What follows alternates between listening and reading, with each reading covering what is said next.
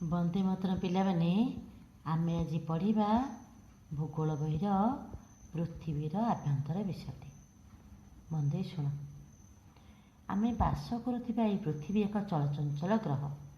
ଏହାର ଅଭ୍ୟନ୍ତର ଓ ବାହ୍ୟ ସ୍ତରରେ ବାରମ୍ବାର ପରିବର୍ତ୍ତନ ଚାଲିଛି।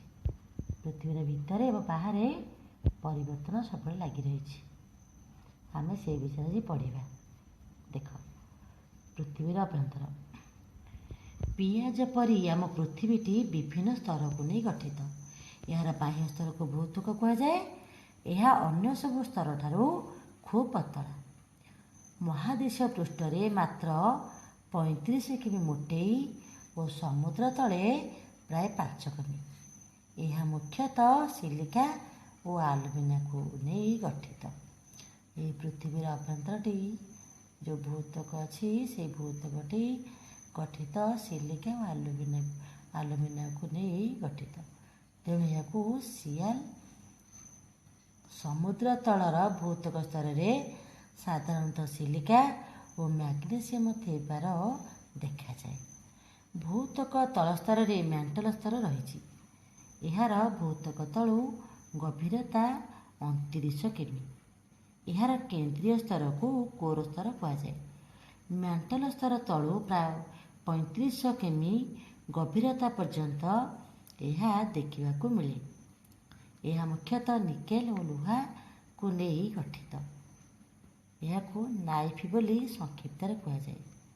କେନ୍ଦ୍ରୀୟ ସ୍ତରଟି ଅତ୍ୟଧିକ ଚାପ ଓ ତାପରେ ରହିଥାଏ। ପିଲାମାନେ ଲେଖିବ, ଭୂତ୍ୱକ କାହାକୁ କହନ୍ତି? ଭୂତ୍ୱକ ସଂକ୍ଷିପ୍ତ ପ୍ରଶ୍ନ ଲେଖିବ, ଭୂତ୍ୱକ କାହାକୁ କହନ୍ତି? ଭୂତ୍ୱକ ତଳ ସ୍ତରରେ କେଉଁ ସ୍ତର ରହିଛି? ଭୂତ୍ୱକ ତଳ ସ୍ତରରେ କେଉଁ ସ୍ତର ରହିଛି?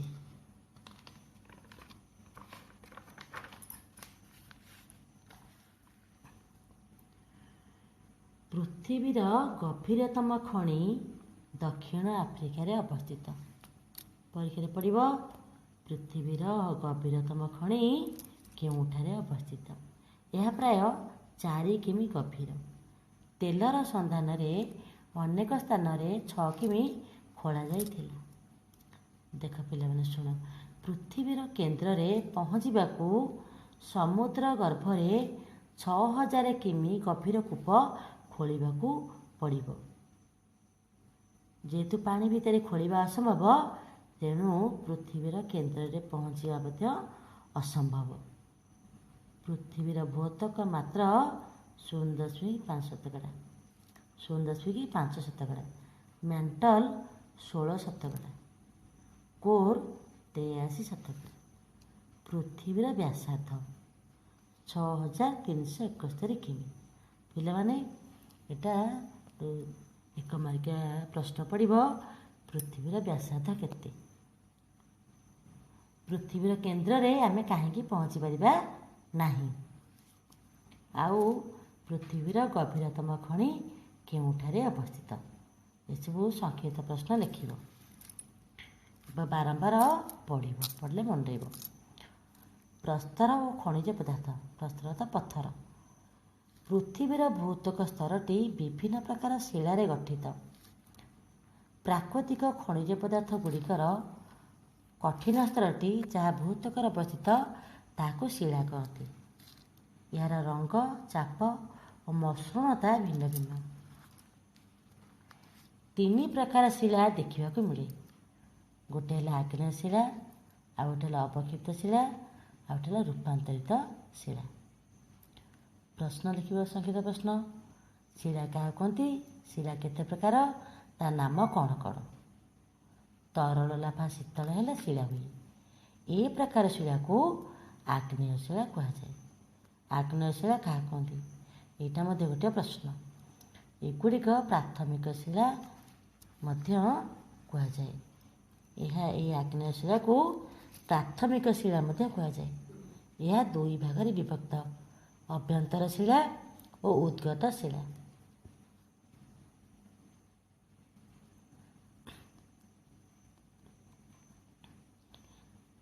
ଆଗ୍ନେୟଗିରିରୁ ଉଦ୍ଗତ ଲାଭା କିପରି ବାହାରେ ଭାବିପାରୁଛ? ଜ୍ୱଳନ୍ତ ରକ୍ତିମ ତରଳ ମାଗ୍ମା ପୃଥିବୀର ଅଭ୍ୟନ୍ତରୁ ପୃଷ୍ଠଭାଗକୁ ଛିଟିକି ଆସେ। ଏହାକୁ ଲାଭା କହନ୍ତି।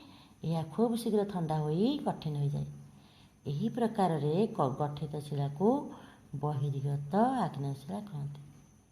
ଏଥିରେ ଖୁବ୍ ମସୃଣ ଦାନା ଗୁଡ଼ିକ ଥାଏ। ଉଦାହରଣ ସ୍ୱରୂପ ହେଉଛି ବାସାଲ୍ଟ।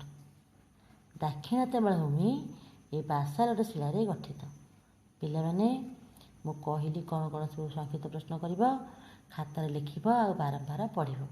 ବାରମ୍ବାର ପଢ଼ିଲେ ମନେ ରହିବ। ବନ୍ଦେ ମାତରମ୍ ପିଲାମାନେ।